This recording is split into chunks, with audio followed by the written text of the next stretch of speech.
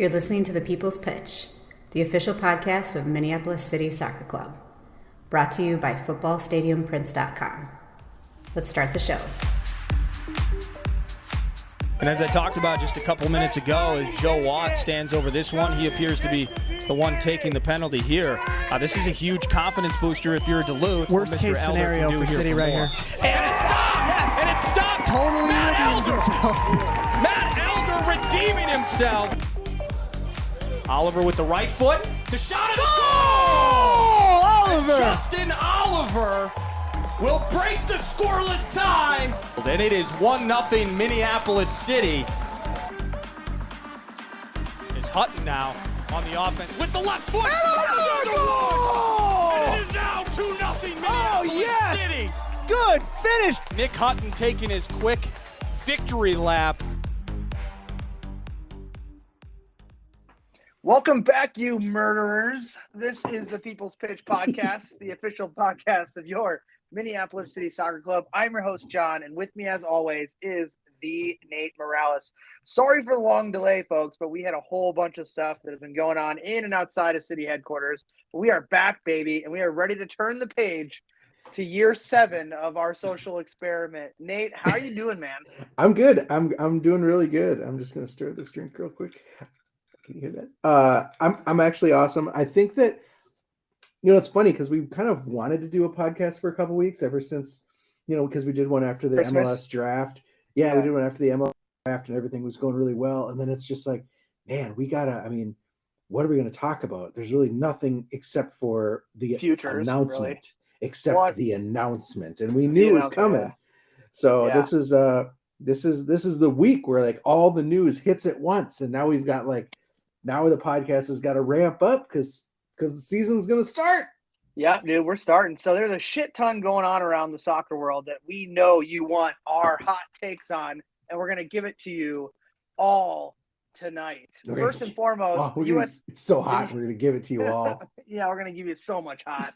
The U.S. national team has had a lot to talk about, and they are currently playing on HBO of all places as we record this.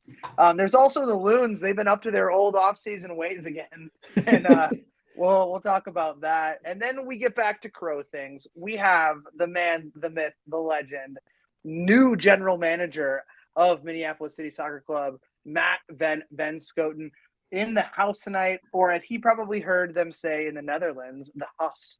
The Huis. The Huis. Yeah, whatever it is. I don't know. I don't speak Dutch. Huis? I don't know. Maybe it's the Huis. Huis? It's Huis. Get me a Dutchman. Yeah, almost like we're gonna have one on. So we'll ask him. So Nate, let's get after it. Just when you thought we were done with all of the U.S. soccer bullshit, fresh off of images of Leo Messi hoisting the World Cup trophy wearing some weird Middle Eastern lingerie, news comes out that the most mommest of soccer mommest things has happened in the United States soccer landscape. And this, my friends, is what has been dubbed GeoGate. Nate, I'm sure you're up to speed on GeoGate, but maybe you're not. I am. Let me give you folks a quick rundown before we talk about all this bullshit. So, quick rundown. Gio, we'll just call him the kid. The kid fucks off in the lead up to game 1 of the World Cup after likely probably seeing that he won't start ahead of two guys in Christian Pulisic and Timothy Weah, who were in favor from a coaching perspective and in really good form. So maybe a positional change, Gio thought, but he fucked off, didn't put the work in. Then coach, Greg Berhalter, we'll call him coach. Coach tells him, sorry, man, your effort sucks. You're going to have a limited role in the World Cup. Kid probably gets pissed off, calls mommy and daddy. Then after he tells mommy and daddy what happened, things get weirder. Everyone and their mother was wondering why Gio Reyna didn't play so much in the World Cup. And we're finding out why now. Then coach calls him out in front of the team and kid apologizes to the team. Then you think things are over. Well, let me give you a quick background before we dive into what happened next. So, kid, his dad, Claudio Reyna, who is a U.S. soccer legend and has held positions in USSF before, he ends up being grade school bros with Greg Berhalter. They played youth soccer together, high school soccer together. national team together. So like that's a deep relationship, right? So on top of that, kid's mom and coach's wife were college roommates and teammates at North Carolina. So there's a deep thing there. And to top it off, Gio grew up in and around the relationship that his dad had with the coach. So there's not nepotism there because we've all seen what the kid can do, but it's like out of anyone on the team, maybe you think that guy gets a little bit more leeway, but apparently he didn't. So that gives you the less. It makes sense that maybe he got less, but we can talk about that. Yeah. So that gives you the background on the relationship piece of it. On top of the fact that USSF is riddled with guys that were teammates of both of them with the national team. So another added layer. So then we get back. Mom and dad call their homies at USSF during the World Cup about baby getting treated like shit and start to pop off and voice their opinion. Then mom goes and calls the USSF and Ernie Stewart in particular, and basically says, "I have this story about the coach. He's a woman abuser. He got in an altercation with my then roommate, his now wife, like almost 2 decades ago back in college." And like, this is the person that you want to have at the top of the pyramid here, coaching this team. Like, what soccer mom bullshit is that? Absolutely. I mean, and then the story starts coming out about that happening. But before that happens, coach thinks post World Cup thinks he's off the record in a very public forum and pops off and names the kid as the player that he was having troubles with. Then all the stars align why Gio wasn't playing. Then all hell breaks loose, and we find out that the mom got involved and the dad got involved, and there's just more of a nepotism shitstorm than there was even hiring the coach. And our country looks like just a pile of shit on the soccer landscape. I was just telling you, I was with some of my former teammates from Germany this past weekend, and I ate crow, no pun intended, the whole weekend because of this. Because they all follow Gio in Germany, and they're like, "Oh man, like if that ever happened in our country, like heads would roll, and like the kid would never play." So that brings me to my last point before I kick it to you and get your thoughts on this whole thing: is who's really to blame here? Is it do you blame Gio Reyna for what he did in Qatar? I think yes. I think that was immaturity. Again, we're talking about literally almost a child. Like, he's 2 years removed from being a child. As the letter of the law indicates, he's almost a child. But he did what he was supposed to do from a maturity perspective. He came clean to his team, apologized. Everything gets swept under the rug in-house. Everything should have been fine there. But then his parents step in. So I don't know if like he knew his mom and dad were calling. I have to believe that he did, because he didn't look very happy in Qatar for obvious playing reasons, but maybe he knew what was happening behind the scenes. But are the parents then truly to blame? I think yes. And what does this do for him moving forward as one of probably, if not the most talented player in our player pool, like pound for pound player? Like, I don't know. Does he get called into a future camp whenever we figure out the coaching situation? If Berhalter's back, the answer is hell no. So then what does the kid do? Does he go, he was born in England, does he just call up the new manager of England and is like, "Hey, so yeah, I'm making my one-time switch to England"? Or does he file maybe in Germany? Like, we might lose one of the best talents that we've had in generations in our country because his fucking mommy called the boss and like tried to get the coach fired. Like, what the fuck? What the literal fuck?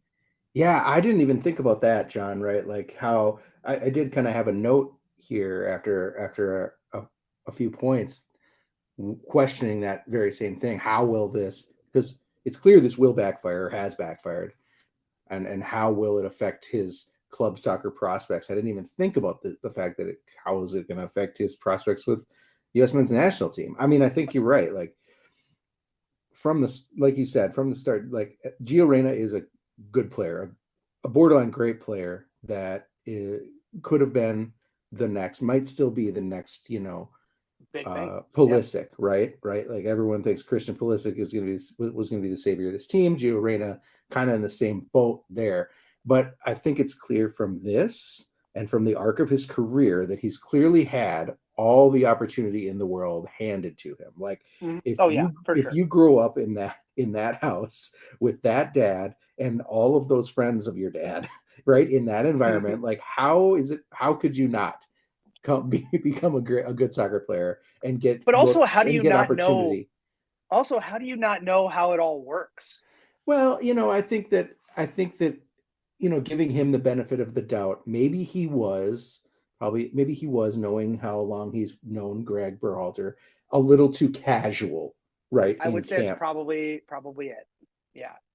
A little too casual in camp, not probably is a little bratty, knows he's not getting the looks, and so what's the point? I'm not going to try super hard in training, gets called out, yada, yada, yada. I'm sure all that happened, and I'm sure that Berhalter embellished it, dramatized it a little bit for the crowd around like what he told this player to do, and he made sure the player stood up and apologized and all that. I'm sure I'm in charge. Yeah, I'm sure to do what I say. I'm sure there's a little bit of truth in there, but I think we can take kind of what happened in Qatar at face value. What really blows my mind that is how clearly this is just a classic silver spoon response from a family who's used to getting their way, right? Like it's not even because it's not the investigation from the U.S. men's national team really wasn't about Greg. The investigation is about all of the ancillary threats and that were received by that members of the staff, other employees and members of the staff received. So you have to think, John, that not only did his mom call and dad probably put the pressure on Greg around why isn't my kid starting, called Ernie after the fact, after he didn't get the starts or after he didn't get the minutes to complain about Greg, right? But they were the whole time in Qatar probably calling, like you said, people in Reyna's Rolodex that he has played with, worked with in the past, everyone they knew in their U.S. soccer network to putting the hurt on him, basically saying, do what you have to do to get the boy minutes. And it blew up in their face. And now the question is, like you said, will this backfire and affect his men's national team prospects? Will this backfire and affect his club soccer prospects in Germany? Like there are a lot of question marks around how this is going to play out in the future, or it might just blow over. Greg might just not come back. Well, I don't think it's affecting his playing time in Germany. He scored two game winners back to back.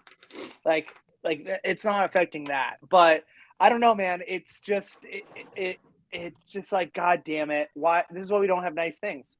And we have and then now we have a World Cup we're hosting. Like come on. It could not be the worst timing. So where does this leave us then with Greg Berhalter? He's out of contract. He's not coaching tonight. Did not coach this camp because he doesn't have a job. So how the contracts work at the national team level, for those of you who are wondering why his staff is coaching, is that the back of the house staff and the assistant coaches are on staff for 3 months after a calendar year, just in case something like this happens. So like the head coach ends on January 1st and everybody goes through, February, March, and then they're done if they don't get retained if a new coach comes on. Or they re-up their contract and then they stay on for another calendar year, which would give them another 3 months after their contract, the head coach's contract runs out. So they rolled out some asshat with a British accent, assistant lame duck manager coach for the camp cupcake, they call it, the January camp that's always usually like the C squad. So and I forgot to mention, throughout all of this, they already fired Brian McBride, who is the one person I believe is the only person with a moral compass probably in that whole building. And so he's gone because of what happened. He's also gone because of the performance at the World Cup, not really scoring a goal, more than one goal in the run of play. So he's out. But Nate, names like Zidane, Jose Mourinho, Tata Martinez, Jesse Marsch, to name a few, Bielsa. I was going to mention, yep. They've been thrown out there and floated to take over. But before I get into my thoughts on the next manager, what are your thoughts with, the opening and who should fill it? It's funny you mentioned Bielsa because, my guys, the Mexicans, also, the news broke today that they had agreed. They had an agreement with Bielsa, but some members of their federation shot that down, and they're probably going back to the hedgehog, Herrera. I love the old hedgehog. which is awesome. which is very interesting to me and actually encouraging. If the United States wants, they could probably approach him and have a good shot at it. Because Mexico also not a great showing at the World Cup. Also, I don't want that job. Offensively worse than us. Right, they had a tougher group for sure, but they just couldn't score, and they just looked old. And if Bielsa was interested in that job, you gotta think he'd be interested in our job. I mean, you look at both of those. I want nothing to do with the Mexico job, with what's going on with that federation. But also, I always thought that the next in line after Tata Martinez was always going to be Rafa Marquez, who's been coaching the B team at Barcelona. And it just makes sense that he would be the next up in line. And he's such a beloved character in the landscape of Mexican soccer. Yeah. So, but anyways, he's my starting center back in FIFA Ultimate Team. Well, he was a damn good player. Got also the ponytail and everything. Also a total asshat of his own right. But what are your thoughts on the rest of the group? You look at that list and you're just like, whomst is actually available, right? Like you could just start rattling off unemployed soccer stars and say, yeah, they could take the job. But Jesse Marsch, no, unless something awful happens at Leeds in the next month or two and they drop to into the relegation zone and the board makes a drastic decision, I think he's going to stay there.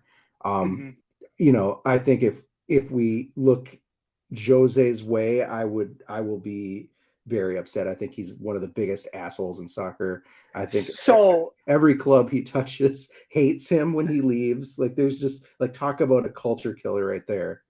So I'm going to pause you there. I think the opposite, not because he coached Man United and I'm a United fan, but don't you think he's the type of asshole that actually has a proven track record?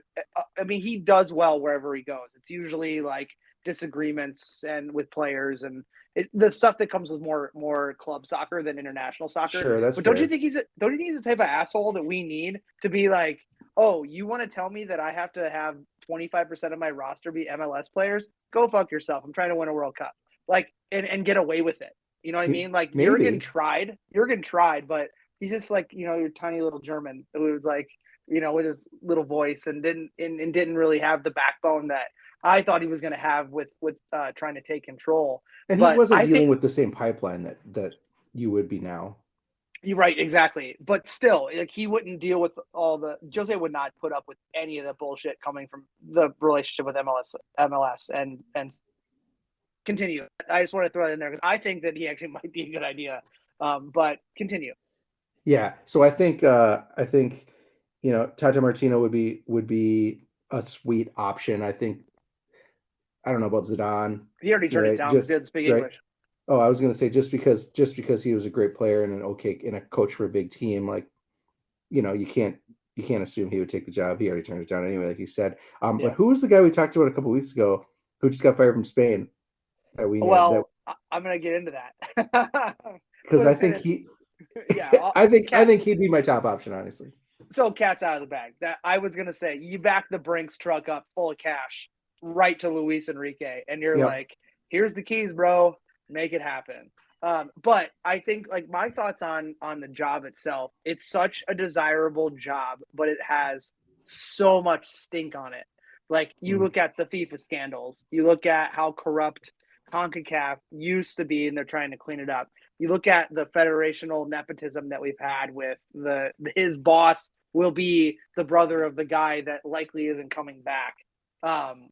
You look at parents calling the federation about the mistreatment of their babies during a major tournament. Like that stuff, I look at that and I'm like, yuck.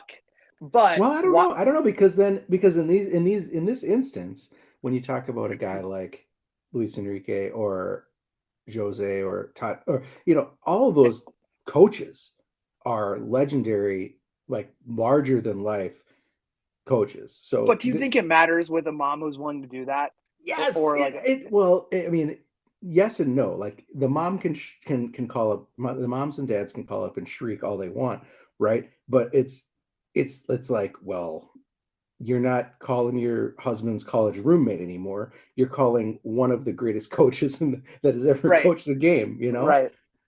So good luck. Well, we've already that pigeon's definitely going to hit a plate glass window and not deliver the message. But I already let the cat out of the bag. I think it's Luis Enrique. If he wants the job, it's his. But why take this job with all the stink attached to it? Mm-hmm. You don't have to qualify for a World Cup, so you need to build your system and to identify top talent if it's not already there. So that's a huge plus. That is a huge plus. Automatic World Cup. The World Cup is it's in the country. You have the money and the resources that some federations don't have. There's just a lot of good about this job, which every time we get the wrong person in place, I'm like, God damn it. Like, why can't we just make the right decision? Like, why are we bringing back a Bruce Arena? Why are we hiring Greg Berhalter of all people to be the person in charge of a rebuild to get us back there? He did the job though. He got us back there, but still, like, with the talent we have, we shouldn't be like squeaky bum time when the hexagonal's starting. Like, we should be well on our way to being there because we have, as the massive superpower the United States is in everything that we enter into. Yeah, man, I don't know. I hope it's Luis Enrique, but let's put a pin in that until we hear more news. And without spending too much time on the Nats, are we really at the point, Nate, where they're playing soccer on the same channel, HBO, that is the home of Taxi Cab Confessions and Real Sex? What are we doing?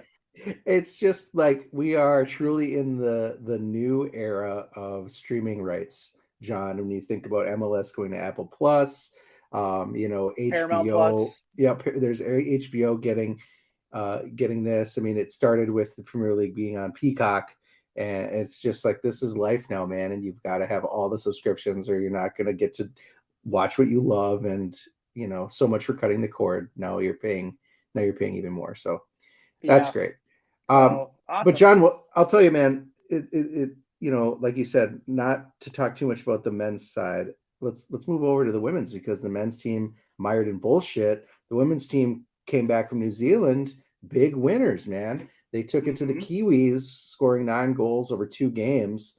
And that's, New Zealand's not great, but it's a nice warm-up because the She Believes Cup is coming up in February, which is a great international tune-up that's going to hopefully get them firing on all cylinders in the World Cup.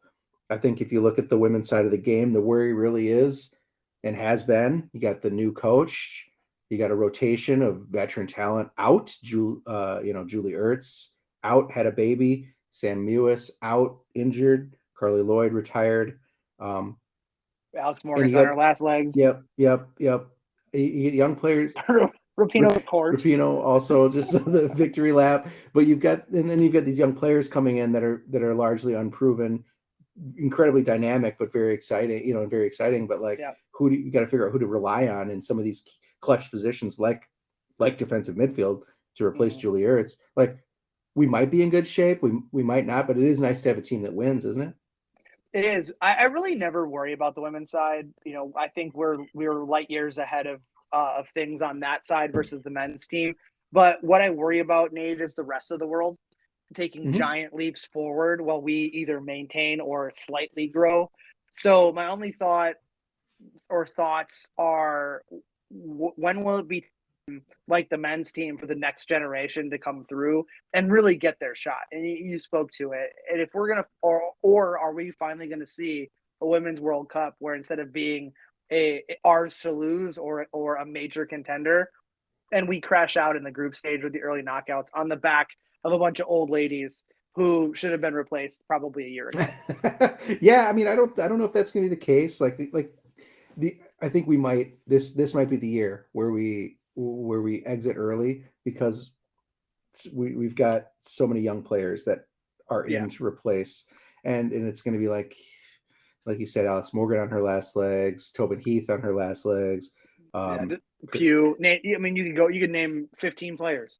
Yep, they're all aging out. Press, right? But it's Mal Pugh. It's who's the woman that I was just looking at it. Anyway, there's a midfielder that's coming back in that should be good. The other Mewis, like hopefully they can step up and perform and we'll see. The thing is the difference is I don't watch women's soccer otherwise. Like I don't watch the NWSL. Not really watching a lot of women's Premier League, that kind of a thing. So like these World Cup games, these women's tournaments are really awesome opportunities to get to know our talent and to kind of get interested in the next generation. So I just hope that they can show up, that they can perform. And if not, it might just be a down year and the cycle will start anew. But yeah, you're right. Well, England, France, they're getting bigger. Greg Berhalter might need a job by then, and he's taking a team back to a World Cup. So you never know. Zing. Yeah, that's good. All right. Well, enough about the national team. Let's move on. As Minneapolis City was dropping the big news this week, the club on the other side of the river found itself scooped, and they're probably counting their blessings for it. Behind the reaction to City's announcement of Carl Craig was kind of a low roar of soccer supporters up in arms over the cryptic announcement of the Legion. A thing that sounded an awful lot like a club-sponsored supporters group, which is a no-no. The Twitterverse was going wild with speculation and accusations. I myself, very upset. But after the dust settled, it became evident that the Legion, in fact, John, is a sweepstakes housed on a buggy website with confusing language. Did you get the impression that it was a sweepstakes your first time on the site? The answer is no, Nate. I did not, and I still do not believe that it actually is a sweepstakes. The whole thing sucks, in my opinion. And after reading the fine print of what I could get at, because it was, like you said, real hard to find literally anything of detail, and was like, what the fuck is this? I read the fine print of what I could find, and who is behind such an awesome idea, Nate? Lo and behold, our good old friends over at Soccer United Marketing. Really? What the fuck? The best. I know a way to keep your job. Hire some to do something for you. Anyways, the marketing across town, in our show's opinion, I'm going to lump both of us into this category, has not been great since the team started, if we're being honest. And this has never been anything more than it hasn't really been anything ever more with Minnesota United from a marketing perspective and from a club organizational perspective than a little glimmer of hope that the club actually cares about its true supporter system, which is the Wonderwall plus, the casual soccer fan that maybe is a parent of a child that plays.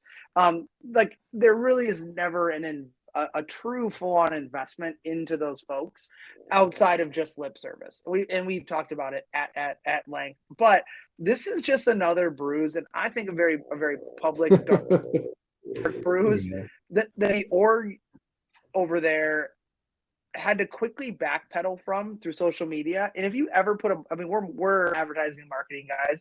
If you ever put something out there that you have to quickly backpedal from on social media, it wasn't a good idea in the first place. Successful. Nope. Not successful. They had to backpedal and basically so they didn't eat a total sandwich, which I think that they already did eat. But for me, this is just another reason why, if you enjoy the game at a high level, a high enough level than maybe where you currently sit with your fandom, to watch it live, literally anywhere else where they're charging at the gate, and then maybe still follow this team from afar on television or whatnot. But in my personal opinion, just another last at trying to unite people. It was done in the wrong way. Someone should be fired because of it, because it wasn't great. It wasn't rolled out properly, but no one's going to get fired. The same people are going to be in charge. They're going to keep doing the same things. And it's just like the U.S. soccer thing we talked about. It just makes us look terrible, like by proxy. But you know how many people like thought it was Minneapolis City and was like, and messaged me was like, "Oh, you got? I thought you already had us." What are you talking about? They're like, "What's this thing over here?" I'm like, "Oh no, that's not us. That's not." You mean that thing that's clearly branded like Minnesota United? Yeah. No, anyway, that is not us, and it's just it makes my blood boil to a point, Nate, where there's a faction of people that are still so diehard and connect. What is going on over across the river from us, and that's okay. Like if that's your thing, like by all means, I'm just happy you like watching it and you like supporting it. Go ahead. But if you know two shits about like marketing for one or level soccer, this just makes your blood boil and your heart hurt, because there's still going to be people who are going to be pouring everything into you as an organization that clearly doesn't get things right when it comes to you in particular. You know, whether it's like the season ticket holder gifts that like were a pair of socks. Like who thought that that warranted any level of respect? Hey, thanks for spending hundreds, if not thousands of dollars with us. Here's a free pair of fucking socks. I mean, for sure, thousands. Don't worry, John. This year it was a $20 credit to the food. Okay, don't get me going, man. You and I. Stop. I think poking the bear. I like this topic because it's one where we can shit on the Loons in a very like professional, with a professional lens, because you mentioned it, and I hope people understand this. You and I are actual marketing professionals. Like it is literally been your job to plan these and it has been my job to create, ideate, and execute these kind of things, right? Yeah. And so I think both of us can unequivocally say, like, at its heart, it's kind of a decent idea, this idea that we're going to do a social media based scavenger hunt or whatever, in order to give people some rewards. But it's just like when you go to the webpage, it's absolutely like they're burying the lead. You have no idea what the point is. And all of the language is all about this idea of like starting a new, it is reflective of supporters group language. We're coming out of the woodwork, and you might not know we're here, but we're here. And it's just like, I could easily see this as the manifesto for any group in the Wonderwall, right? But as you scroll all the way to the bottom and you click on the rules, first of all, there's a rules tab and you're like, oh, okay. And you read into it. It's like, oh no, it's just shit you need to do on social media to enter to win stuff. Like change your avatar and post mission complete. Or what's this one? Go get on TV wearing MNUFC gear, or submit a video of yourself performing an everyday task without the use of your hands because of soccer.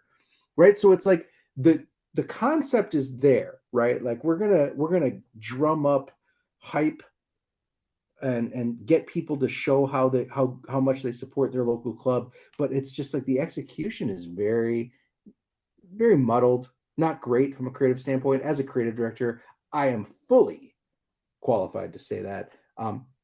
So that's fine, and you can win some cool shit. Like you can win free games of FIFA, or you can win some tickets or scarves and things like that. It's all just goofy stuff. Like it's all for fun, but it's just like, and like you said, if you are the agency or the organization marketing director that launches this and it gets that kind of response, and nobody has any idea really what your campaign is about, and you have they go the exact opposite direction of what the intent was immediately. Like, that's an automatic fail. It doesn't matter how cool the idea is. It doesn't matter how how fun the prizes are or how cool the things are that you have to do to submit. It's just like nobody's going to do it. You failed. So that sucks. The funny thing, John, to me about all of this is how easy it was for anyone, especially me, to believe that Minnesota United would recruit for and try to launch their own supporters group. Like it seems so united, doesn't it? It does. It's the MLSiest of MLS things. Like, especially when you told me, Soccer Marketing United is behind this. I'm like, oh, they're going to do this for everyone. Like after the no political speech fiasco and the boycott over not requiring masking during COVID that somehow they got True North Elite to back out of. And with the stadium workers. Oh yeah, the wearing red, right? Like, doesn't it make sense, John, that like someone in the office that maybe is the owner would think it was a good idea to try and just hit the reset button on the whole rabble and be like, we'll get some new damn supporters in there. I think it's like old man tactics. Like, you don't like me, I'm bringing my own guys in. Exactly. But here's the thing: how many? I'll throw this out there, and you might have more, and we can continue to talk about this by all means. But how many other MLS franchises was this engagement enacted for? And they were like, no. We saw what happened over here in Minnesota launching it. We are not doing this. And MLS be like, but no, some marketing is doing this, and we contract league, so every team has to do this now so that they get paid, or they it's their thing. Like, how many other I've been trying to I've sent a few text messages out to some friends who are in other states, MLS cities and MLS states, and asked them, like, have you seen anything like this come through? Because I know they're heavily involved in their MLS teams, and no one's responded back yet, other than to say, like, we thought it was, what a fucking terrible idea. And like, are they really trying to do this? So I'm interested in seeing what the backlash for, or what happens to other teams if they just if they just throw traffic and they're like, nope, it was their idea, and then it ends it with Minnesota United, or if it's actually booted up in a different fashion with better language for other teams. Like, this was the pilot and it did not go well. But also, honestly, Nate, like, my gut that this is what everyone thinks it is. That it actually is an attempt to say our own thing. We don't like you. I smell it. I smell it in the air. That actually might be that. I don't know. I could just be me.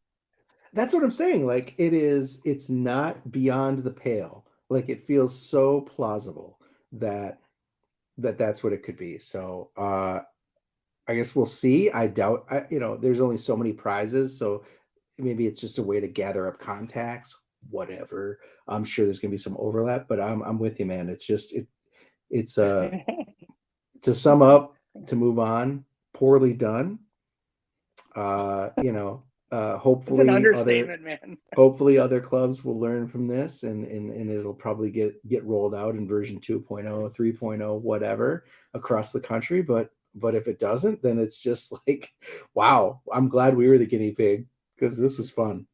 It was fun to watch. I mean, I can only imagine like what people in like Atlanta or Seattle are thinking about this, with like their actual like good relationship with their club from a supporters group perspective.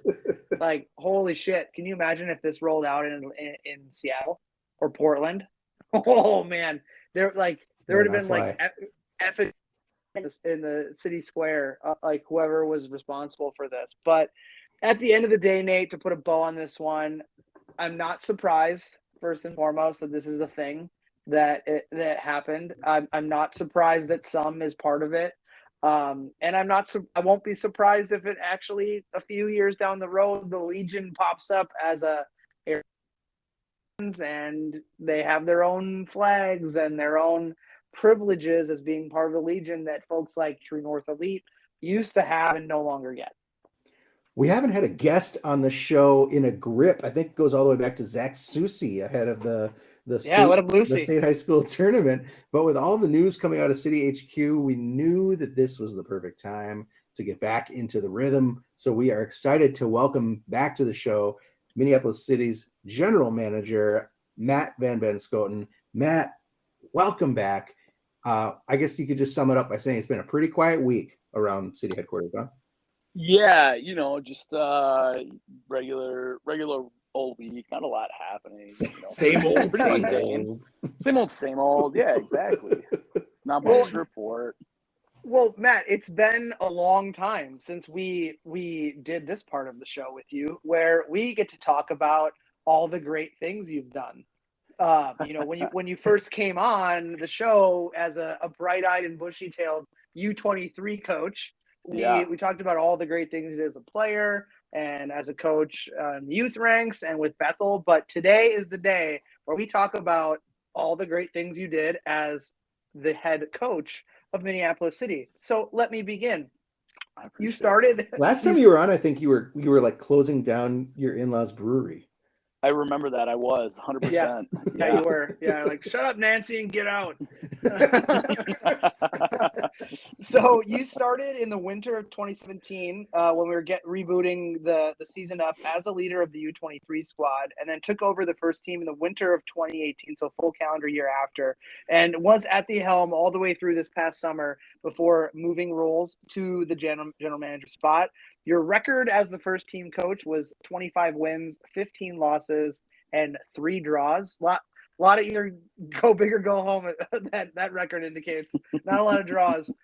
You won 2 NPSL North Conference titles, 1 Papa Panther Minnesota Cup, 1 NPSL regular season champion, which is the top team in all of the NPSL land, and you led the country in charge of Minneapolis City at that top spot for 11 out of 14 weeks in a season. So that's some pretty damn good work right there, my friend. Other notes, you are the club leader in most wins by a head coach. But subsequently, due to your tenure, the next one's not so great. You also have the most losses in the history of the club. Damn it. So one day we'll just get some like lame duck manager who just loses a bunch, and then they can take over that spot from you. But it's not a bad bruise. It's a slight bruise. It's not full. It hasn't turned fully yellow and brown yet. But you also during your tenure had the longest winning streak in club history at 10 games in a row. You also had the longest unbeaten streak at 15 games in a row. You coached 6 All-North Conference players, 2 All-Region players, and you coached 4 players selected in the MLS Super Draft, 3 players signed with NISA clubs, and 1 player getting signed with MLS Next. So, Matt, huge pat on the back. You did a lot of really great stuff at the top spot, but now you're taking on a new role. Yeah. First off, thank you for that, and not realize that it was that extensive. It's been a quick 3 years. 4 years or however many it's been. But it's funny you mentioned coming on this is the first time bright-eyed and bushy-tail, and now 5 years into it I'm cynical, and you look like a president at the end of a term. Yeah, 100%. It's amazing what 5 years will do to you.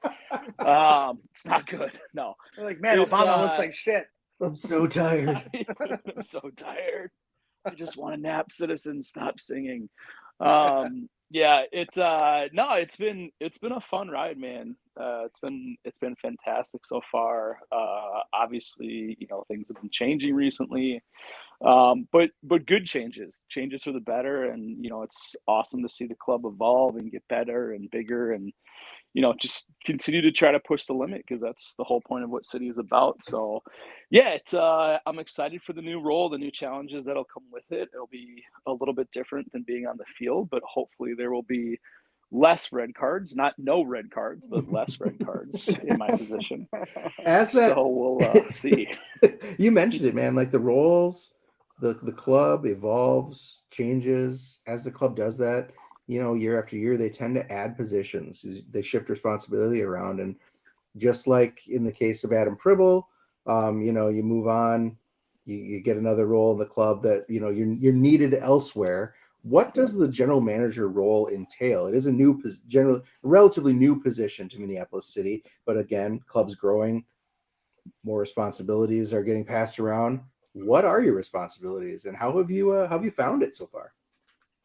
Yeah, it's been fun. It's been a new challenge. Like I said, I think since the general manager role is a new one, a lot of it is kind of figuring out what does this all encapsulate. There's obviously things on the playing side, like still player recruitment, working with the new coaching staff, helping them to be successful, working with the futures, thinking about just, how do we engage fans, alumni. And so it's moving from one very concentrated hat to a lot of different hats, and just figuring out, hey, how do I help, and how do we continue to kind of move the club forward in different ways. But I really, in the few months that I've done it so far, I've really enjoyed it, because I think when you're as the head coach, or even on the coaching staff, you get so singularly focused on the team, and that's it. And obviously there's peripheral things that are happening in the club, and about, and you hear through conversations, but to actually really be a part of it and learn, and even with the futures is a great example, like being able to be around them a much more in depth, and kind of seeing what JJ and the staff have been doing. Like it's great. And I love the fact that it's like, hey, you know what, I get to kind of come in and learn and watch what they do on a more extensive basis, and think about what we can do to make that even better. So yeah, very different, but it's been fun so far. So in your new role, which we'll get into a little bit deeper here in a bit, you recently made a trip to the Netherlands, the motherland, I guess you could say, given your last name. Absolutely. With a few other folks from the club to meet, other clubs, kind of do a little bit of the audit, put the audit hat on, and see kind of how they do things, hear from them, learn from them. First and foremost, what was the trip, and how much of your waking hours were spent keeping Dan out of a skeezy European jail? Less than I thought, surprisingly. It was okay, good. He held it together. All right. He did. He's very good at that. I don't know if I'm ever going to drink Heineken or Amstel Light again. This is the thing with Europe too, is it's like beer is relatively cheap and very accessible. And so the crew that we were hanging out with in Camp Seedorf was very much the we'll call it the Amsterdam nightlife, and showing us, hey, here are the spots and all that, and telling us stories. So, which is great, except for, we did this on a Thursday night, and then the next day we're supposed to drive an hour down to Volvic to go talk to RKC. And so, it's not uber professional to show up hungover to an Eredivisie club that's invited you to sit down at their table, but we did it nonetheless. That's how we roll, baby. That's right. Listen, if we're gonna make a good first impression, we have to make the right impression, and the only right impression is who we are, and this is who we are. So deal with it. Yeah, sorry for partying. So yeah, exactly. Yeah, sorry for being fun. So what was the main, outside of visiting our Camp Seedorf friends, what was the main focus of the trip, and where'd you all go, and who'd you meet with? Yeah, so the main focus of the trip was to meet with RKC, or as they pronounce it in Netherlands, RKC. And so they are an Eredivisie club. They have been in the top division for the last, I think, 4 years. But we were able to get connected with them by Michael Lindsay, who is the father of a player named Luke Lindsay in our club, as some of you may know. And they'd have some connections over there, and we've been trying to make this happen since 2020, and obviously with COVID, shut a lot of stuff down. So, the whole point was to go over and really kind of see how do they do things. And obviously Eredivisie is a tad bit bigger than NPSL or USL. But what was really interesting is there were still a lot of parallels between who we are and who they are. So RKC has a budget of about 8 million, which, we'd love to have a tenth of that at some point. But when you compare that, they're competing against Ajax and PSV and Feyenoord, like it's very, very small scale. And I would equate that for us when we go against Des Moines Menace or some of these Detroit. other more, Detroit. Like it's just, you're kind of in awe of like, man, you guys have so much, and how do you do this? So to see how they tried to do things as a small club in a big pool was really helpful. And it was like unbelievably nice people. And there's so many times I'm sitting there, I'm like, I'm sitting here with a Eredivisie technical director telling me about how they do things, and I'm listening to their analytics staff, and they're showing me, hey, here's how we do trainings, and there's the coaching staff, and we're going to go have lunch. And it's just like, man, this is crazy, but really informative and a lot of fun just to be around that environment and see how things are done in other parts of the world. So you touched on, the budget aspect of it, but what were some of the main takeaways from the trip and who you met with, and how can that be applied to what we do in our little slice of the global soccer pie? Yeah, I think the one thing that we took away from the RKC meeting was they are very transparent with everybody, and obviously there is a hierarchy within the club, but they're very much like, look, like we are all going to succeed and fail together. And it's really interesting too when you think about the fact, and they're very transparent, said, look, we're going to be judged by whether or not we stay up, because if we get relegated, like we lose 60% of our budget, which means people get fired. And so we obviously don't have that hanging over us, but I think there are some parallels to just sustainability within U.S. soccer lower division, and how do we do that? So I love the transparency piece where they just said, look, this is our culture. We've established that this is who we want to be. We understand that we're never going to be, top of the Eredivisie, but we can be really good at what we do. And what we do is going to be basically a community club. We're going to engage our fans. We're going to start, they haven't had a youth academy in a couple of years, but they're going to start that back up and really focus on player development. It's like, yeah, that's very similar to where we're at with Minneapolis City. And you're like, hey, we got a whole bunch of young players that we can send over. Exactly. Would you like some of them? Yeah. Yeah. I mean, that was kind of going to be my question is, logistically, how to run a club. That's all great. Part of the huge difference between our club and theirs is that I'm sure their staff is paid.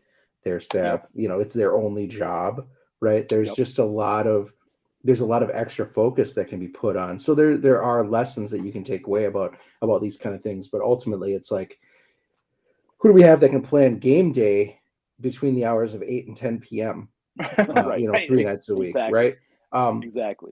So hopefully there's something valuable there. I do want to poke a little bit at John's joke, but like, you were in a few different cities.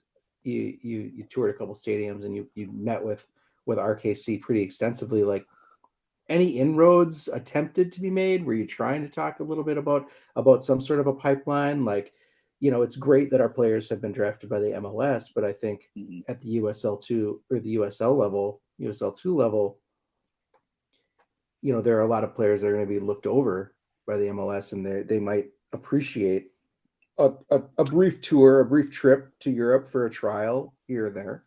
Mm-hmm. Yeah, absolutely. I mean, that was the, just to lay the foundation of, how do we just start a connection and relationship with this club, and, if something materializes, great. What was interesting is, and I didn't know this, and maybe I should have, but if they're, even for that club, if they sign somebody who's not on a Euro citizenship or passport, then you basically have to pay the international fee. You have to pay a lot more. Yeah, there's like a tariff. So even for an American, like, you got to be, like, for them to spend that money or waste the spot, like, you got to be really good. Now, so that doesn't necessarily do us a whole lot of good there. But what is interesting is we have had, and actually currently have, a couple players who do have those Euro passports, and I think specifically like Aurelio Driscoll, and good for him. I hope he does super well at Nashville. But it's like, hey, if it doesn't work out, or they're not interested, yeah, absolutely, like, that's an easy call to RKC to say, hey, this kid got drafted, like, would you be interested in taking a look? Or even somebody like Bernard Asabi Rule, who is actually, he has a Dutch passport, like, he's a dual citizen. So I think there's some of those we can look at and say, hey, you know what, we've got some players, would you want to host them and do something like that? And the other thing that was interesting too is, like, they we knew going into there, like, hey, you guys are the big dogs. We're, kind of small fries in the global soccer equation. But what was interesting is they had done their research on us, and they talked about some of the players that had been drafted and kind of what we had done. And so they were at least familiar with who we were. And so it's like, okay, like, you guys clearly see the value that we can have. And so, I wouldn't be surprised if at some point, we have a player that has a citizenship or, isn't able to, stick with an MLS team to say, hey, here's an opportunity. And, I think for them, it's like, it'd be curious to see for them, like, what that would mean to even bring an American into their ranks or on their roster. Oh, man, would I love that sweet transfer fee. Oh God, that'd be so good. that was actually one of the best, not best moments, but one of the most entertaining things was, as we're sitting there asking them questions and learning about what they do, they're asking us questions. And I don't know if you've ever tried to explain the U.S. soccer system to European or basically anybody international. They think they look at you like you're nuts. They're like, wait a minute. So he went to the MLS, but you didn't get any money. That is correct. And so you're at this level, but you can't move up. No, we can move up, but we have to pay more. So much money. And they're like, but you don't get money for players. That is correct. And it was these, they couldn't comprehend, like, this is the system that you live in? Yes, it is. How do you live like this? Yeah, exactly. They're like, my God, you poor bastards. Your first big test as a general manager, Matt, has been integrating a new coach with a really big reputation locally into the team and making sure that transition goes as smoothly as possible. Have you experienced any bumps in the road as Carl acclimates to Minneapolis City and to the players, or has it all been smooth sailing? No, I think, Carl is fantastic, and there's a reason why we hired him, and not just because of his credentials and, legacy here in Minnesota. He's obviously a very, very good coach, but he understands who we are. And, even if you had the best person in the world, like, there's always going to be bumps and things that you're going to learn. It's just a natural evolution of learning a new system. And I think, like, for us, where, part of why we brought Carl in was, like, we really want to be more professional. Like, we want to, even in our amateur world, even in our crappy U.S. soccer world, we want to be better. And I think that's where having somebody like Carl has been good to really push and say, hey, this is what I want. This is what I need. This is how we should do things. And then the reciprocal piece of that is for Carl to understand, hey, we are still an amateur club. I don't have a magic wand to just make things happen. But where it has been good is, because Carl and I have a good relationship even prior to this year, is we can say, listen, let's try to find a solution together on this. And, as I've said to him from day one, like, hey, I'm here to support you with whatever you need. I know the challenges that come in being in that head coach role. So, there's always some unintentional disconnect between different facets of the club. So let me be the person that kind of helps finesse that. And yeah, it's going to be a learning process for sure in a lot of different ways. But, I think if it was anybody different than Carl, it would be a lot more challenging. Mm-hmm. But because of who he is, like, he's kind, he gets it, he understands who we are. But, and the thing I appreciate with Carl is he is very direct, and I don't have an issue with that. I've worked with Adam Pribble for 4 years and seen what he does. But Adam is always, like, direct in the very nicest way. Yes, yeah. And but again, I think where Carl just says things how they are sometimes, and that's okay, because sometimes I'll say back to him, hey, this is the way things are. And it's not a screw you or whatever. It's just like, this is the reality. Okay, great, cool. That's the reality. Where do we go from here? How do we fix it? Mm-hmm. So I think it's been good. I think as the roster composition comes together, it's a good time for change, even based on last year. Like, for a number of reasons, like we weren't as competitive as we wanted. And so we're looking at this like, all right, so we've got a new coach, we've got a new staff, and obviously we're not throwing the entire baby out with the bathwater, but it's just, hey, listen, for all of us, there's going to be a little bit of a shakeup. And that's a good thing for us as a club to really push ourselves and get better. And I think particularly for the players, like, hey, you might have been used to what we've been doing here, but if you really want it, like, this is how you have to adjust. And standards have changed, the coach has changed, and I think that's a good thing. Yeah. Well, I mean, and to that point, you know, when you think about the culture at City, always super important, always kind of the secret sauce, the super glue that helps players, you know, stick together and perform better. Some of them even like above their potential because, you know, they're so comfortable in their surroundings. I think that's something that might have taken a hit last year just by virtue of Matt Elder goes away, Will Kidd goes away, you know, Aaron Olson out with injury long term. Like there are, you know, the Olivers kind of out of the club and then back in at the last minute. I think that that is something that maybe was missing, especially across so many new players and so many young players, right? How is Carl fitting into that culture? Or to your point, is this about Carl coming in and kind of taking it, molding it, and turning it into his own thing? Yeah, I don't think, you know, again, he could be Pep Guardiola. I don't think we're going to allow anybody just to come in and, you know, completely change the status quo. But maybe. But also,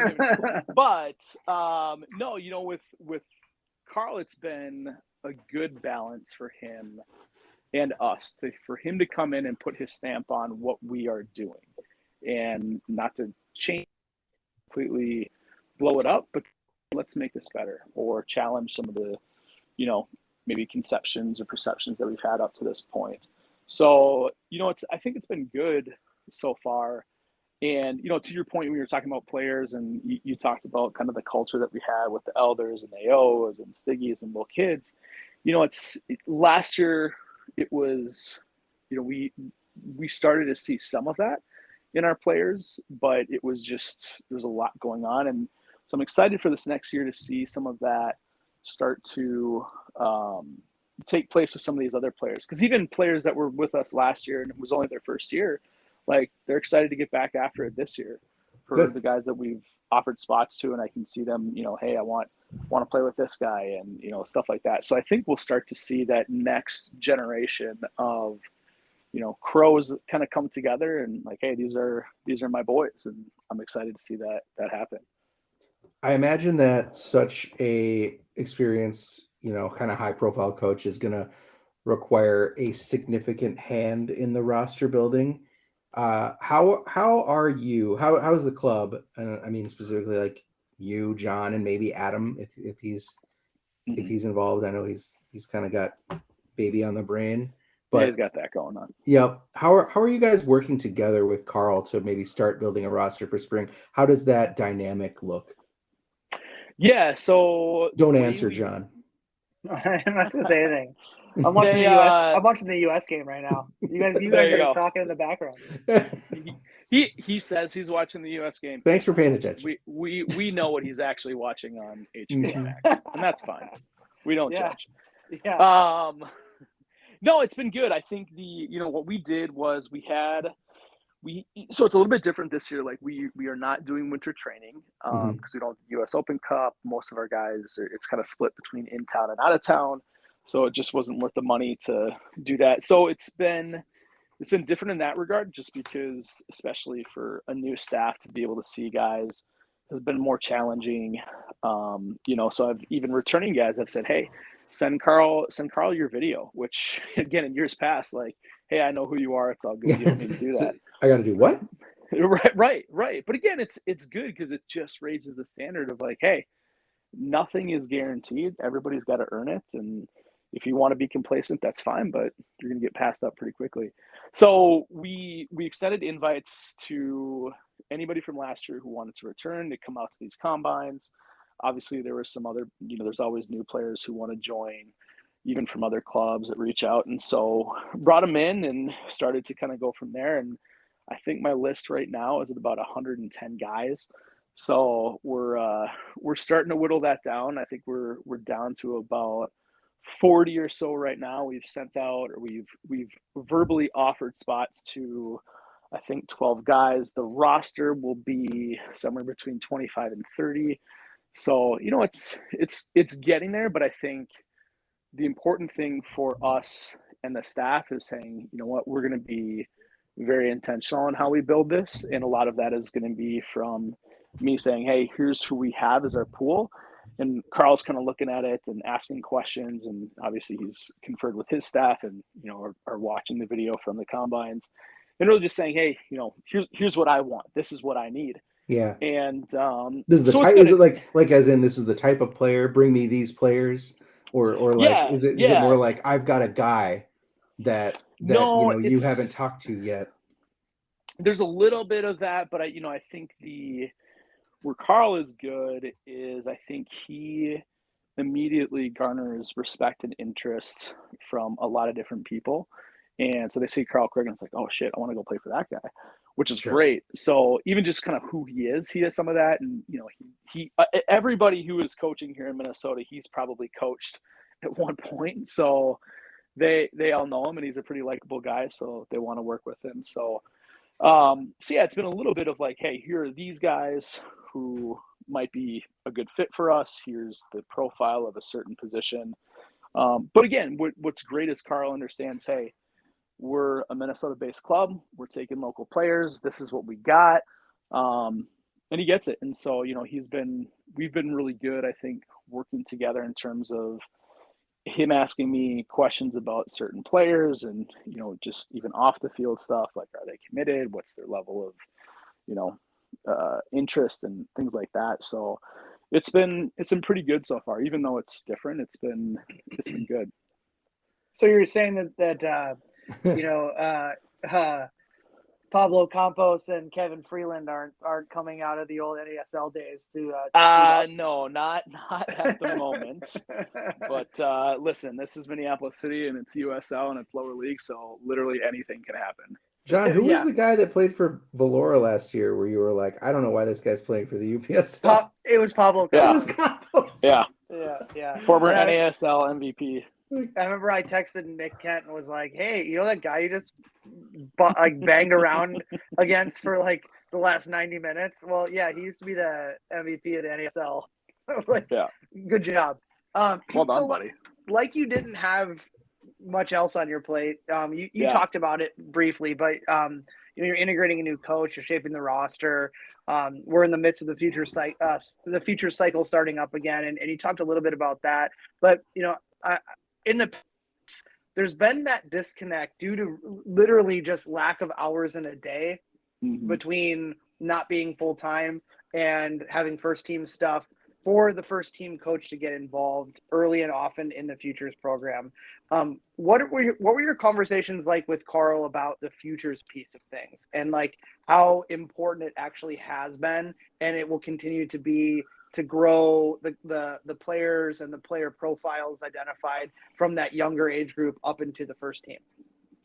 Yeah, that was actually even in one of the first conversations that we had. I was actually going to meet with JJ and talk through the future stuff. And Carl's first question was like, hey, can I be a part of that conversation? And just meet JJ. And then I think one of us ended up getting sick and it didn't happen. But he gets it, and it's encouraging to know that. And I'm sure that he will be out there. He'll probably come out to some games and, because he takes it seriously. To him, this is a professional club. And even if, we live in an amateur world, like he wants to be very professional about it and understands that, even though not every single one of these futures players is going to play for us in the future, like this is where we're always going to look first for talent, and he can come in and have some input with the staff on, what he's looking for as he puts together his game model for the first team and kind of his own stamp on things. So yeah, he definitely understands it. And like I said, that was one of the first things that he asked me about. And so it's encouraging because I could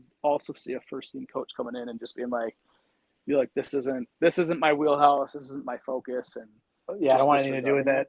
Yeah. But that's for sure. Certainly not the case. So we talked about continuing the futures conversation. We talked about, Nate and I did on our show a few months back actually now, when we broke the news that we're ditching the MPSL altogether. And out of our conversation, we quickly, organically uncovered that the loss of that program within our club will be less impactful on the senior players, because there's really only a handful of tweener players that were in that group that then made the jump into the USL group last year. And we quickly identified that it will actually be more impactful as a stopgap for the growth of the futures players into the first team. In your opinion, how much more difficult do you feel it will be for players now to crack into that first team from the futures, since you've seen the talent level or the gaps in the talent level being the USL2 manager last year?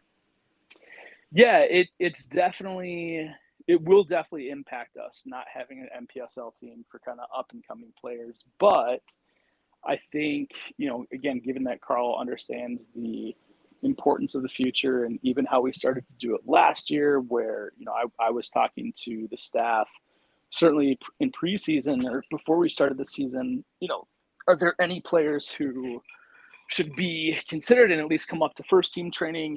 Because having that pipeline is really, really important. So it will be more challenging. I think it'll require us to be much more intentional and even creative about how we do that. But the reality is, and all good coaches know, like, players change. And I always go back to a guy like Jonah Garcia, where you think guys peak in college, but he's just kept getting better and better and better, and has been a starting center back at a USL2 level. Like, it's all about the desire, and do you actually really want to improve? And so that's where I think, for us, it's obviously skill. You have to be at a certain level, but it's that mentality. Do you understand who we are? And like if guys have that, they'll certainly get opportunities. Mm-hmm. So imitation obviously is the best form of flattery, as they say. But it also eats into your bottom line and all the hard work you did to create the foundation of something new.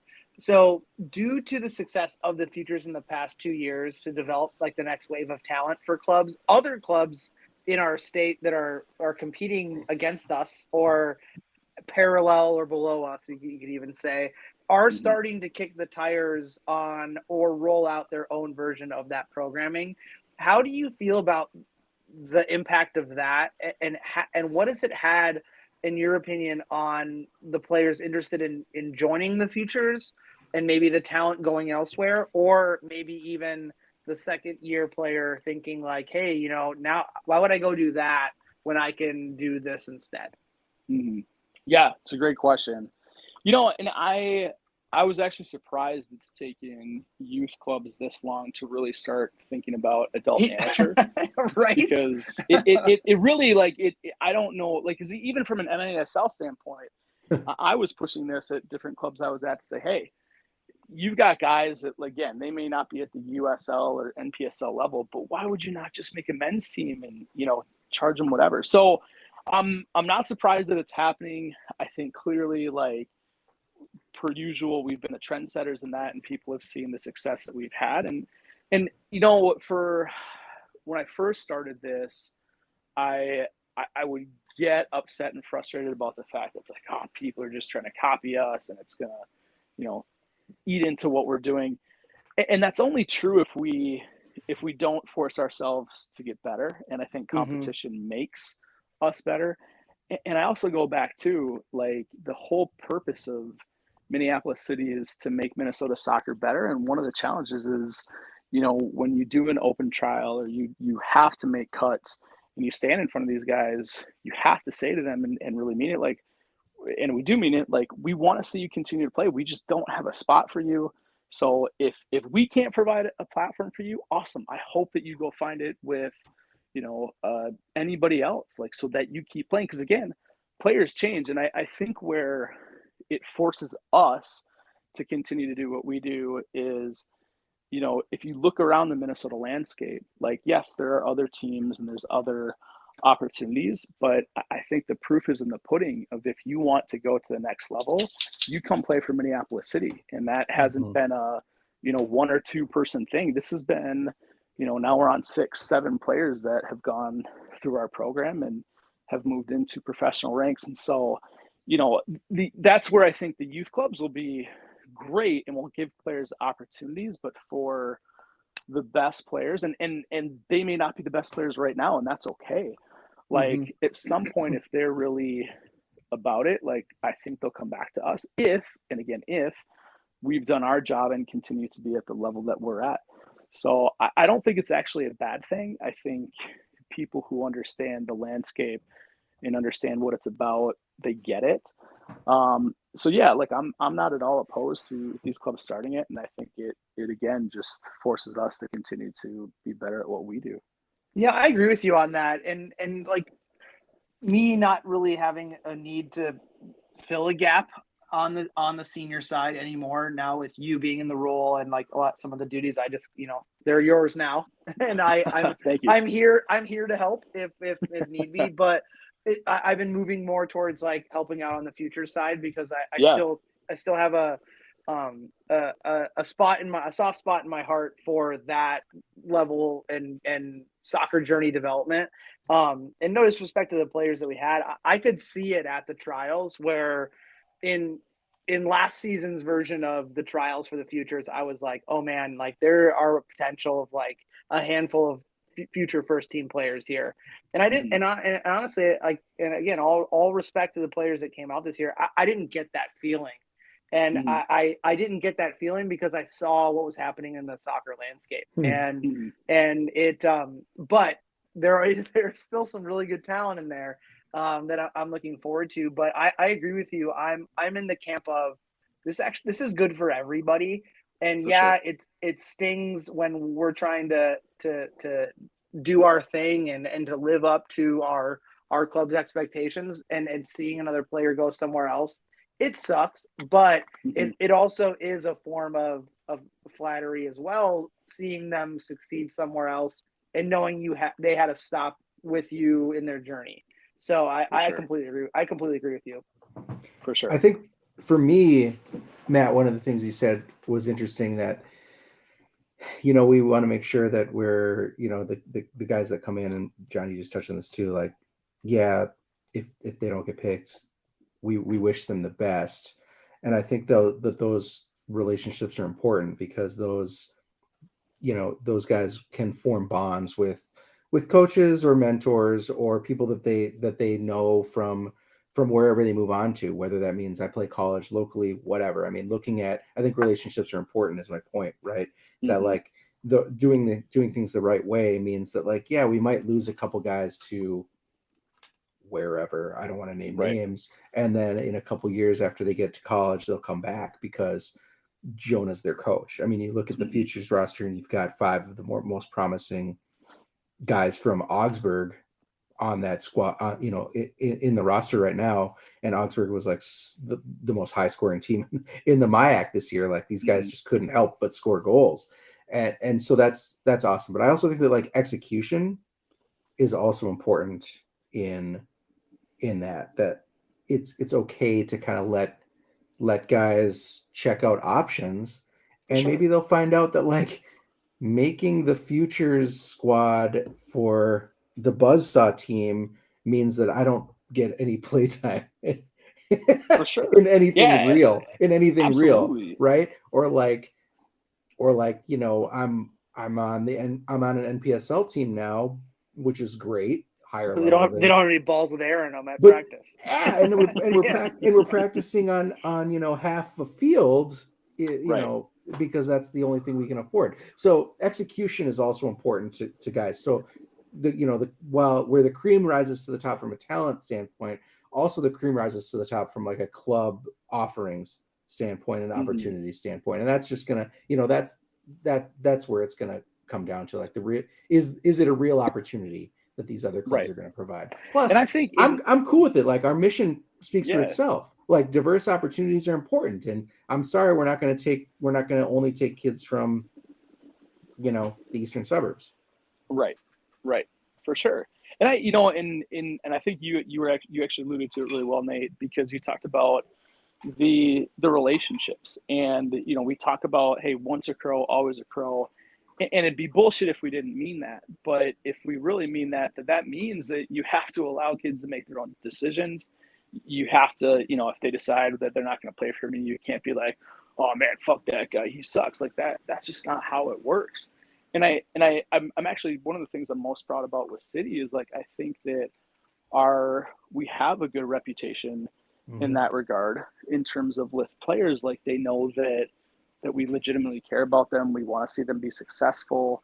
We understand that the way we do things may not be the best fit for them. And that's okay, because again, if our whole point is to make Minnesota soccer better, fuck yeah, like, go do some of this stuff. And, I think like it's always hard because, as you guys have seen in this landscape, there's a lot of people who are not in it for good reasons. And that kind of taints always makes you a little bit more jaded. But, where I am encouraged is I do think there are better people starting to get into it. And I'll use, I'll use Blackhawks as an example. So they're starting a UPSL team that's going to be coached by Carter Albrecht, who was the Florida City coach last year. Really? And yeah. And so, and what was cool was like, I've talked to Carter a little bit.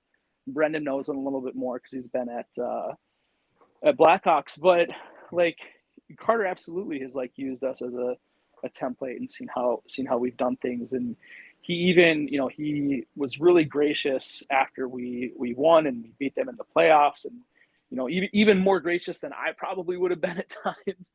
And I was like, all right, like, it wasn't a dude that I really knew, but I was like, what, you're somebody I want to see be successful. And even when we had our quarterfinal appearance that we hosted up at the National Sports Center, he came out to that game and he watched, and he was just very complimentary. And so it's like, he's not Minneapolis City, but he's trying to do things in a good way where it's like, hey, you don't have to be under our banner to do good things in soccer.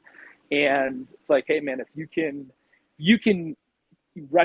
replicate what we're doing, or, again, put your own stamp on it, awesome, man. Like, I want to see you be successful. And I think, like, particularly with lower division soccer, one of the things I want to see happen more, not just with us, is like, can we as clubs start to be better about working together? Yes, we're going to compete. Yeah. Yes, we're going to say shit at times. But, like, again, like, if we're really in this for the right reason, like, that's what matters. Like, let's figure out how to do right by these players, because, again, that's been the issue, is too many people haven't. And the more people we can encourage to come into this space, we can work with, help give them tips, even learn from them at times, like, that's huge. Exactly. So, and not just working together, but like you said, just if we can get everyone, if we can elevate the game and elevate the types of people as competition, that are the people that are going to treat the players the right way, that's going to make the landscape better. Like, I saw a thread today from a guy complaining about like how he had been watching a lot of film, and he's talking about like a U12 and just like the abhorrent things that he's listening to coaches scream at these kids. Yeah. Right. Yeah. And it's just like, that's just not the right way to do it. Right. And so if we can, be the role model, and yeah, there are other clubs, other organizations, startups, whatever, that might copy the method, but it's like, if they can actually copy the method and actually copy the philosophy and the go about it in the same way, then everyone's going to be better off for it. And you're not going to get assholes that are, screaming at guys from age 10 to 20 because why? You need more money in your program's pool. Yeah, exactly. Exactly. Matt, no, I couldn't agree more. It's always an awesome time talking to you. It's great to be able to crack the skull open of one of the great minds in Minneapolis City history, and really hearing about your philosophy and really what's been going on, because there's exciting shit going on in the club. And I think just, you as general manager is, the next step to the club's growth. And it's great to hear what that entails and what's coming around the bend, man. It feels like February is here almost. And it's like, that means it's almost spring, and that means it's almost soccer, and you can start to feel it already, which is obscene, but really appreciate really appreciate you joining us, dude. It's always good to run into you. And I hope to see you soon, man. Thank you so much. Yeah, man. It is always a privilege. It is always a pleasure. The privilege is mine. Appreciate you guys having me on per usual. And Yeah, I we talk about different roles. I think one of my roles this year is might try to get up in the booth and do some stuff with good old Bizworm. And Let's do I don't it. think I'm going to live up to Dom Mesjin, but I will do my best. I mean, he did a really great job. Talk about a one-hit wonder. He was incredible. I think one thing we learned. He was the Lou Vega, Mambo number 5. Soccer announcing. The never to be repeated one-hit wonder. Yeah. One of the things we did learn last year, and you were on the sideline, so that sucks. But one of the things we did learn, you weren't there, was that like the booth is kind of the best place to party. Yeah, I know. The one game that I like meandered for the MPSL when we were playing Duluth, I was like, "Yo, this shit is awesome!" Like that was the one. I the deciding factor for me to not be head coach. I'm like, guys, this is way better. This is where less stress, more beverages. Let's go. Yeah. Oh, it's funny because I get questions all the time of like, so how hard is it really to like be an announcer, be a color commentator, a play-by-play person? And I was like, it's only hard in the prep, and then like you get loosened up, and then it's really fun. It looks really fun. But it also it's really hard in making sure you're covering off on all the details. And that's why I have to say I'm so blessed that someone like Nate moves in for when Nordo's there, but like guys that understand how to pronounce people's names right, and also it's huge, and understand like and remember who they are. Because I'm like, a play will happen. I'm like, I mean, you've heard the broadcast, and I'm like, oh, like so and so with a bad challenge or whatever, and then I'll be like, oh yeah, it was the complete wrong guy. But you just play it off like and then no one knows the wiser. That's it's so exactly good. It. It's exactly it. My wife complimented me after I started in Augsburg, and she's like, and she just said, "You do a really good job of pronouncing names." And I was like, "You do." That's the feedback. That's the best thing I'm good at. Like I prefer to be a little more dynamic than that. But if that's using English names, exactly, good job, buddy. Like, nothing else, anyway. It's gonna be good. This is what I'm saying, guys. It's gonna be a good summer already. We're very fired up. It's gonna be so fun. It's gonna be awesome. All right, Matt. Well, thanks so much, man. It was good talking with you, and maybe I'll see you tomorrow in Futures. Absolutely. Appreciate you, gentlemen. Thanks for having me. All right. Peace out. All right, we'll see you. And that'll do it for this week's show. Thanks again to City General Manager Matt VanBenschoten, and thank you to our wonderful show sponsor, FootballStadiumPrints.com. Whether your club is in the news because you're top of the table, like mine, or because you're bottom and just sacked your manager, or because you just hired a shiny new manager, Football Stadium Prints has anything from mugs to t-shirts to sweet prints of club icons from around the world, like John's guy, Sir Alan Ferguson, or John himself, John Bizworm. Yeah, buddy. Or Eater Nelson Field. Don't forget, use the code CROWS10 for 10% off on everything you purchase. And remember, all U.S. orders are shipped right here from the States, so there's no pesky international shipping charges or extra time invoked. 2023 memberships are now available. $89 is going to get you tickets to every UPSL and USL2 home game, as well as a voice that helps to shape the club for next year. And as a reminder, Minneapolis City is a 501c3, so if you're looking at your tax forms and you're worrying about paying in, like me, plan for next year and consider a gigantic charitable gift to the club that loves to give back. If you're interested in getting a hold of us, we have made it simple. Hit the club up on Twitter at MPLSCitySC. It's the best show on Twitter. Or you can hit us up at the show at The People's Pitch. Or you can email us, mcscpodcast@gmail.com. And that is all for this week. I'm Nate, and that was John. We're so geeked. 2023 looks to be another exciting year in Minneapolis soccer, so buckle up. We're going to be back next week with some words from the Q&A with new manager Carl Craig. But until then, you got hooked.